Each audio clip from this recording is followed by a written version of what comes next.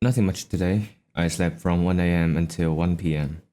Besides, I'm quite happy that Elle and I can talk normally again. She used to be fond of me a lot, and it seems like she may have completely moved on from me now.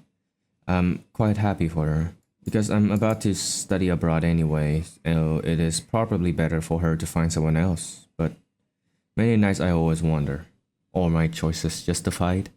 Are they the most logically accurate option? What will happen if I decide to come back to her? Since I step upon this philosophical path, I have always considered everything rationally, piecing everything together to come up with the most logical and appropriate result. Following the Stoic path gave me a much better understanding of myself and how to deal with my own feelings. I cannot ignore my feelings. My thoughts and will are heavily dominated by my emotions. Starting down the philosophical path is like volunteering for an internal long battle between my heart and my mind, my emotions and logic.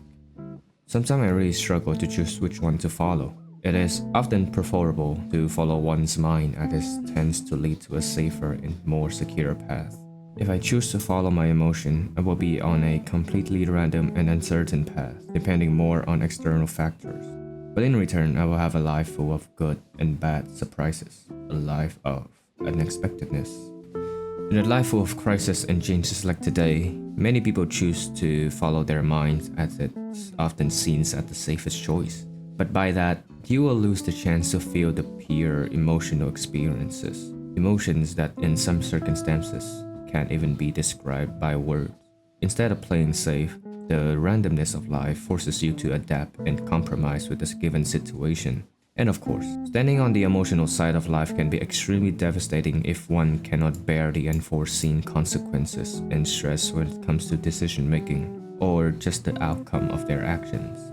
That's why we always overlook the abruptness that life could give us.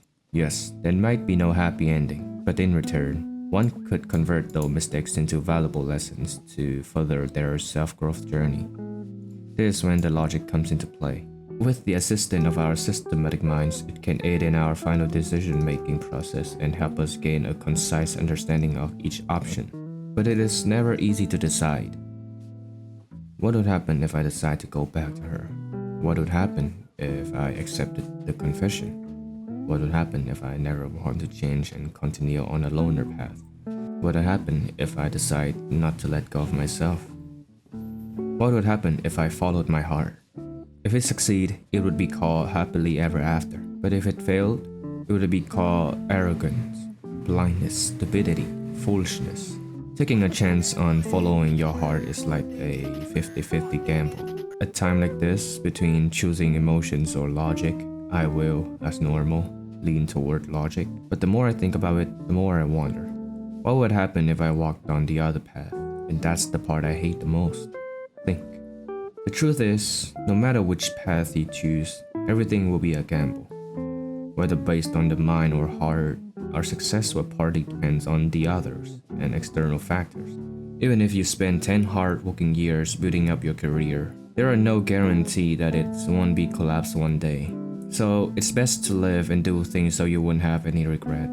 To choose things that still bring you fulfillment even if they happened a long time ago.